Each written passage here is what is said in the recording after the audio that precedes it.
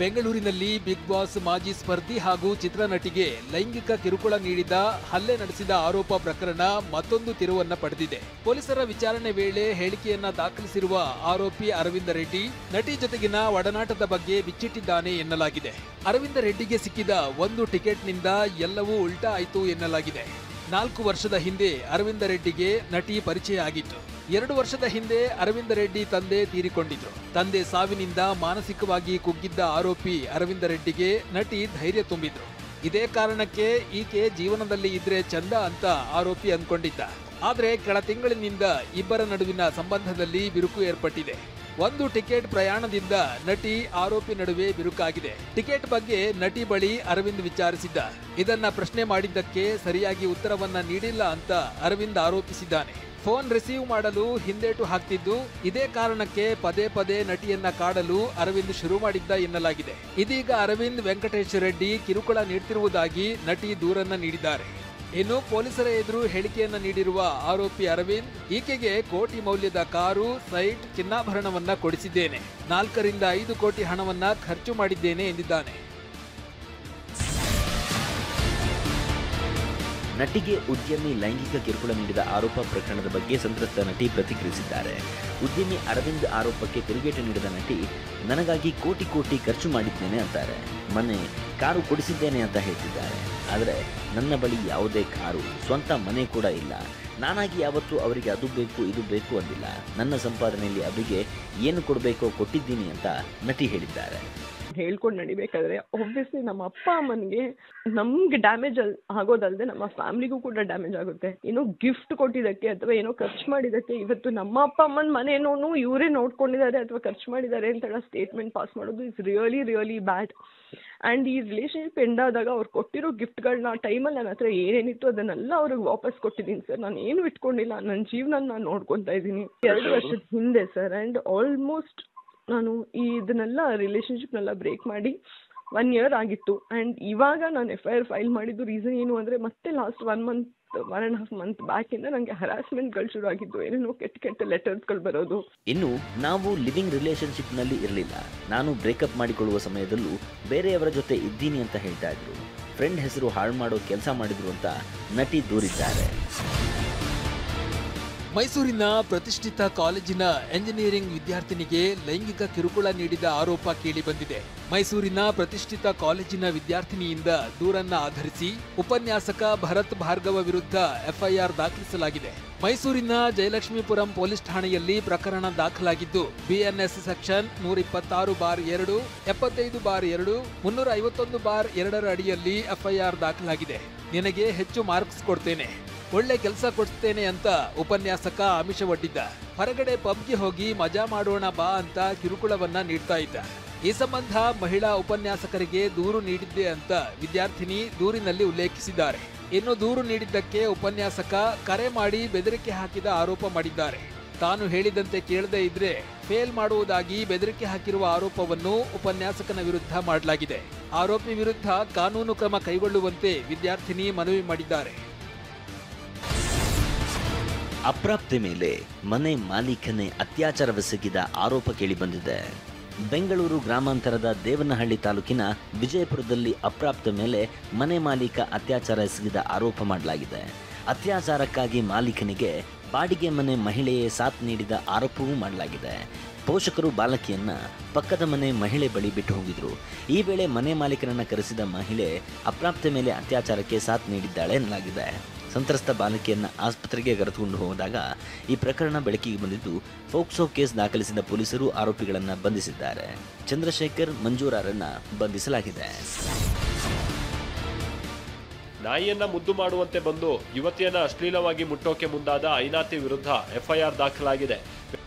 ಬೆಂಗಳೂರಿನ ಜ್ಞಾನಭಾರತಿ ಬಳಿಯ ಉಪ್ಕಾರ್ ಲೇಔಟ್ನಲ್ಲಿ ಯುವತಿ ನಾಯಿಯ ಜೊತೆ ವಾಕಿಂಗ್ಗೆ ಬಂದಿರ್ತಾರೆ. ಅಷ್ಟರಲ್ಲೇ ಅಪರಿಚಿತ ವ್ಯಕ್ತಿಯೋರ್ವ ಬಂದು ನಿಂತಿದ್ದ. ನಿಮ್ಮ ನಾಯಿಯನ್ನ ಮುದ್ದು ಮಾಡಬೇಕು ಅಂತ ವಿನಂತಿಸಿದ. ಬಳಿಕ ನಾಯಿಯನ್ನ ಮುದ್ದು ಮಾಡುತ್ತಾ ಯುವತಿಯನ್ನ ಮಾತನಾಡಿಸಿದ್ದ. ನಂತರ ದುಷ್ಟ ಏಕಾಏಕಿ ಯುವತಿಯನ್ನ ಮುಟ್ಟೋದಕ್ಕೆ ಮುಂದಾಗಿದ್ದಾನೆ. ಬ್ಯಾಟ್ ಟಚ್ ಮಾಡಿದ ಹಿನ್ನೆಲೆ ಅನಾಮಿಕನನ್ನ ಯುವತಿ ತಳ್ಳಿದ್ದಾರೆ. ನಂತರ ಯುವತಿ ಕಿರುಚಾಡ್ತಾ ಇದ್ದಾಗೆ ಅಪರಿಚಿತ ಕಾಮುಕ ಅಲ್ಲಿಂದ ಓಡಿದ್ದಾನೆ. ಈ ವೇಳೆ ಯುವತಿ ಮೊಬೈಲ್ ಕೆಳಗೆ ಬಿದ್ದು ಛಿದ್ರ ಆಗಿದೆ. ಅಪರಿಚಿತನ ಕೃತ್ಯಕ್ಕೆ ಬೆಚ್ಚಿಬಿದ್ದ ಯುವತಿ ದೂರನ್ನ ದಾಖಲಿಸಿದ್ದಾರೆ. ದೆಹಲಿಯಲ್ಲಿ ನಾಯಕತ್ವ ಬದಲಾವಣೆ ಬಗ್ಗೆ ಡಿಸಿಎಂ ಪ್ರತಿಕ್ರಿಯಿಸಿದ್ದಾರೆ. ನಾಯಕತ್ವ ಬದಲಾವಣೆ ಬಗ್ಗೆ ನಾನಾಗ್ಲಿ ಸಿಎಂ ಸಿದ್ದರಾಮಯ್ಯ ಆಗಲಿ ಚರ್ಚೆ ಮಾಡಿಲ್ಲ. ಹೈಕಮಾಂಡ್ ಮಟ್ಟದಲ್ಲೂ ಸಹ ಈ ಬಗ್ಗೆ ಚರ್ಚೆ ಆಗಿಲ್ಲ ಅಂತ ಡಿಸಿಎಂ ಡಿಕೆ ಶಿವಕುಮಾರ್ ಹೇಳಿದ್ದಾರೆ.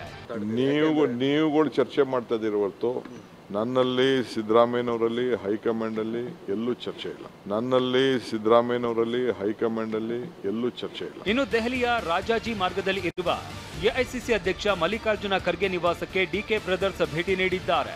ಈ ವೇಳೆ ಸಂಪುಟ ಪುನಾರಚನೆ ಮತ್ತು ಕೆಪಿಸಿಸಿ ಅಧ್ಯಕ್ಷ ಸ್ಥಾನದ ಬಗ್ಗೆ ಚರ್ಚೆ ನಡೆಸಿರುವ ಸಾಧ್ಯತೆ ಇದೆ. ಇದಕ್ಕೂ ಮುನ್ನ ಪ್ರತಿಕ್ರಿಯಿಸಿದ ಡಿಕೆಶಿ 100 ಕಾಂಗ್ರೆಸ್ ಕಚೇರಿಗೆ ಶಂಕುಸ್ಥಾಪನೆ ಮಾಡಬೇಕಾಗಿದೆ ಎಂದರು. ಇನ್ನು ಕೆಪಿಸಿಸಿ ಅಧ್ಯಕ್ಷ ಸ್ಥಾನಕ್ಕೆ ನಾನ್ಯಾಕೆ ರಾಜೀನಾಮೆ ಕೊಡ್ಲಿ? ಪಕ್ಷ ವಹಿಸಿರುವ ಕೆಲಸವನ್ನ ನಾನು ಮಾಡ್ತೇನೆ. ನಾನು ಪಕ್ಷಕ್ಕೆ ಯಾವತ್ತೂ ಬ್ಲಾಕ್ ಮೇಲ್ ಮಾಡುವವನಲ್ಲ ಅಂತ ಹೇಳಿದ್ದಾರೆ. ಕೆಪಿಸಿಸಿ ಅಧ್ಯಕ್ಷ ಸ್ಥಾನಕ್ಕೆ ರಾಜೀನಾಮೆ ಕೊಟ್ಟಿದ್ದೀರಿ ಅಂತ ಒಂದು ಸುದ್ದಿ ಓಡಾಡ್ತಾ ಇದೆ. ನೋಡಪ್ಪ, ನನಗೆ mentally health, physically health, political health ಎಲ್ಲ ಕರೆಕ್ಟಾಗಿದೆ. ನಾನು ಈಗ ಖರ್ಗೆ ಸಾಹೇಬ್ರ ನೋಡೋಕ್ಕೆ ಹೋಗ್ತಾ ಇದ್ದೀನಿ. ನಾನು ಈಗ ಡಿಸೆಂಬರ್ ಒಳಗಡೆ ನಾನು ಭೂಮಿ ಪೂಜೆ ಮಾಡಲೇಬೇಕು 100 ಕಾಂಗ್ರೆಸ್ ಕಚೇರಿಗೆ. ಅದಕ್ಕೆ ನಾನು ಡೇಟ್ ಫಿಕ್ಸ್ ಬೇರೆ ಮಾಡಬೇಕಾಗಿದೆ. ಈ ಎಲೆಕ್ಷನ್ ಆಗಲಿ ಅಂತ ಸುಮ್ಮನೆ ಇದ್ದೆ. ಪಾಪ ಎಲೆಕ್ಷನ್ ಟೈಮಲ್ಲಿ ಡಿಸ್ಟರ್ಬ್ ಮಾಡೋದು ಬೇಡ ಅಂತ ಸುಮ್ಮನೆ ಇದ್ದೆ. ಈಗ ಅವ್ರಿಗೆ ಪಾರ್ಲಿಮೆಂಟ್ ಎಲೆಕ್ಷನ್ನು ಶುರು ಆಗ್ತಾ ಇದೆ. ನಾನ್ಯಾಕೆ ರಾಜೀನಾಮೆ ಕೊಡ್ತೀನಿ ಅಂತ ಹೇಳಿ ಆ ಸಂದರ್ಭ ಏನು ಉದ್ಭವ ಆಗಲಿಲ್ಲ. ಎಲ್ಲಿವರೆಗೂ ಕಾಂಗ್ರೆಸ್ಸಲ್ಲಿ ಯಾವ ಸ್ಥಾನದಲ್ಲಿ ಕೆಲಸ ಮಾಡಿ ಹೋಗ್ತಾರೆ ಅಲ್ಲಿವರೆಗೂ ನಾನು ಒಬ್ಬ ಶಿಸ್ತಿನ ಸಿಪಾಯಿನಂತೆ ಮಾಡ್ಕೊಂಡು ಹೋಗೋಣ. ಆರ್ಎಸ್ಎಸ್ ಶತಮಾನೋತ್ಸವ ಹಿನ್ನೆಲೆ ಆರ್ಎಸ್ಎಸ್ ರಾಜ್ಯದಾದ್ಯಂತ ಪಥಸಂಚಲನವನ್ನ ನಡೆಸಿತ್ತು. ಆದರೆ ಕಲಬುರಗಿಯಲ್ಲಿ ಪಥಸಂಚಲನವನ್ನ ನಡೆಸುವ ವಿಚಾರವಾಗಿ ಆರ್ಎಸ್ಎಸ್ ಮತ್ತು ಸರ್ಕಾರದ ನಡುವೆ ಜಟಾಪಟಿಯೇ ನಡೆದಿತ್ತು. ಕೋರ್ಟ್ ಕಟಕಟೆಯಲ್ಲೂ ವಿಚಾರಣೆ ನಡೆದಿತ್ತು. ಆದರೆ ಇದೀಗ ಎಲ್ಲಾ ಹೈಡ್ರಾಮಾ ಬಳಿಕ ಜಿಲ್ಲಾಡಳಿತದ ಸೂಚನೆಯಂತೆಯೇ ಚಿತ್ತಾಪುರದಲ್ಲಿ ಅದ್ಧೂರಿ ಆರ್ಎಸ್ಎಸ್ ಪಥಸಂಚಲನ ನಡೆದಿದೆ.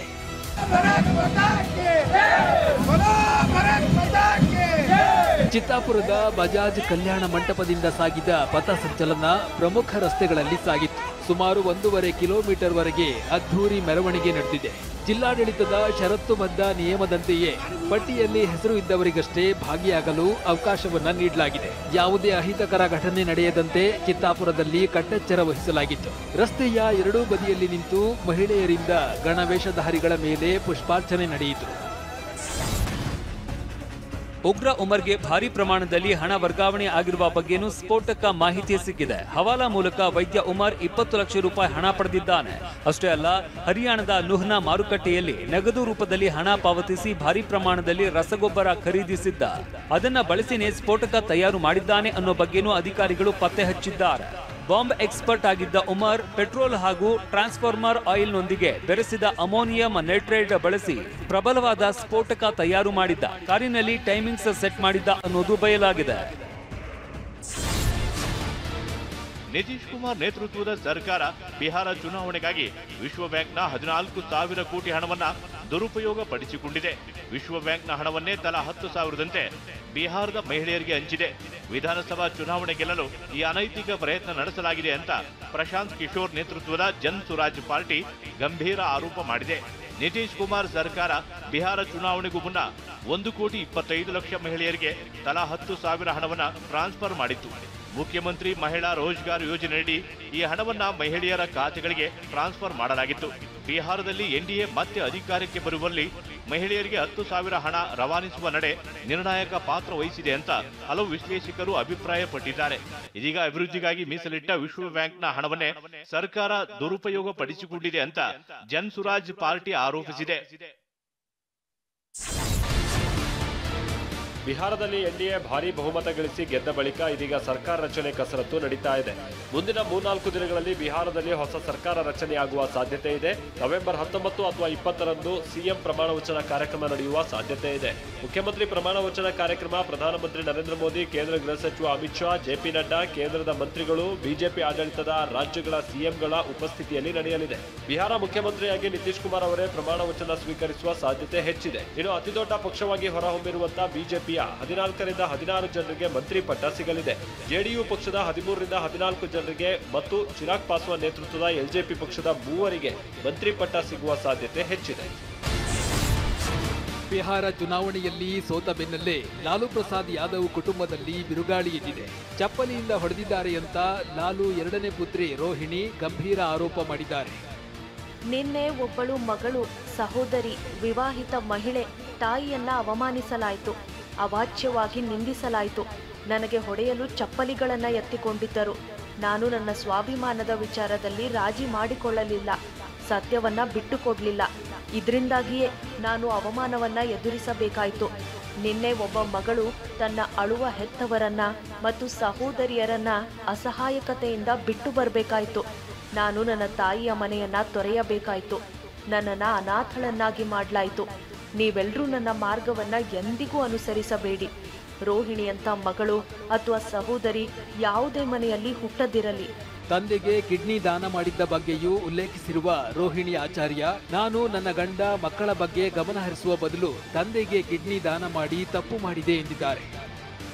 ಮದುವೆಯಾದ ಎಲ್ಲ ಹೆಣ್ಣು ಮಕ್ಕಳಿಗೆ ನಾನು ಹೇಳುತ್ತೇನೆ, ನಿಮ್ಮ ತಾಯಿಯ ಮನೆಯಲ್ಲಿ ಮಗ, ಸಹೋದರನಿರುವಾಗ ನಿಮ್ಮ ದೇವರಂಥ ತಂದೆಯನ್ನ ಅಪ್ಪಿತಪ್ಪಿಯೂ ಕಾಪಾಡಬೇಡಿ. ನನ್ನ ಮೂತ್ರಪಿಂಡವನ್ನ ದಾನ ಮಾಡುವಾಗ ನಾನು ನನ್ನ ಗಂಡ ಅಥವಾ ನನ್ನ ಅತ್ತೆಯ ಅನುಮತಿಯನ್ನ ಪಡೆಯಲಿಲ್ಲ. ದೇವರಂತ ನನ್ನ ತಂದೆಯನ್ನ ಕಾಪಾಡಲು ಆ ಕೆಲಸವನ್ನ ಮಾಡಿದೆ. ಆದರೆ ಇಂದು ಅದನ್ನ ಕೊಳಕು ಕರೆಯಲಾಗ್ತಿದೆ. ನೀವ್ಯಾರು ನಾನು ಮಾಡಿದಂಥ ತಪ್ಪನ್ನ ಎಂದಿಗೂ ಮಾಡಬಾರ್ದು. ರೋಹಿಣಿಯಂಥ ಮಗಳು ಯಾರಿಗೂ ಇರಬಾರ್ದು. ಬಿಹಾರ ಚುನಾವಣೆ ಫಲಿತಾಂಶದ ಬಳಿಕ ಆರ್ಜೆಡಿ ನಾಯಕ ತೇಜಸ್ವಿ ಯಾದವ್ ತನ್ನ ಸಹೋದರಿ ರೋಹಿಣಿ ಆಚಾರ್ಯ ಜೊತೆ ಜಗಳವನ್ನ ನಡೆಸಿದ್ದಾರೆ. ಚುನಾವಣೆ ಸೋಲಲು ನೀನೇ ಕಾರಣ ಅಂತ ತೇಜಸ್ವಿ ಯಾದವ್ ರೋಹಿಣಿ ವಿರುದ್ಧ ಕಿಡಿಕಾರಿದ್ದಾರೆ. ಕೋಪದಿಂದ ರೋಹಿಣಿ ಮೇಲೆ ಚಪ್ಪಲಿಯನ್ನ ಎಸೆದಿದ್ದಾರೆ ಅಂತ ರಾಷ್ಟ್ರೀಯ ಮಾಧ್ಯಮವೊಂದು ವರದಿ ಮಾಡಿದೆ. ಧರ್ಮಸ್ಥಳದಲ್ಲಿ ಶವ ಹೂತಿದ್ದ ಪ್ರಕರಣದ ಎಸ್ಐಟಿ ತನಿಖೆ ಬಗ್ಗೆ ಮತ್ತೊಂದು ದೂರು ದಾಖಲಾಗಿದೆ.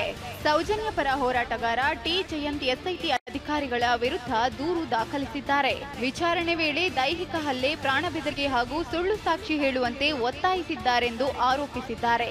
ಅಲ್ಲದೆ ಕರ್ತವ್ಯ ನಿರ್ಲಕ್ಷ್ಯ ಮಾಡಿದ ಬಗ್ಗೆಯೂ ದೂರಿನಲ್ಲಿ ಉಲ್ಲೇಖಿಸಲಾಗಿದೆ. ದಕ್ಷಿಣ ಆಫ್ರಿಕಾ ವಿರುದ್ಧದ ಟೆಸ್ಟ್ ಸರಣಿಯ ಮೊದಲ ಪಂದ್ಯವಾಡುತ್ತಿರುವ ಭಾರತ ತಂಡಕ್ಕೆ ಆಘಾತ ಎದುರಾಗಿದೆ. ಕುತ್ತಿಗೆ ಸೆಳೆತದಿಂದಾಗಿ ಆಟದ ಮಧ್ಯದಲ್ಲಿ ಮೈದಾನದಿಂದ ಹೊರನಡೆದ ತಂಡದ ನಾಯಕ ಶುಭಮನ್ ಗಿಲ್ ಆಸ್ಪತ್ರೆಗೆ ದಾಖಲಾಗಿದ್ದು ತೀವ್ರ ನಿಗಾ ಘಟಕದಲ್ಲಿ ಚಿಕಿತ್ಸೆ ಪಡೆಯುತ್ತಿದ್ದಾರೆ.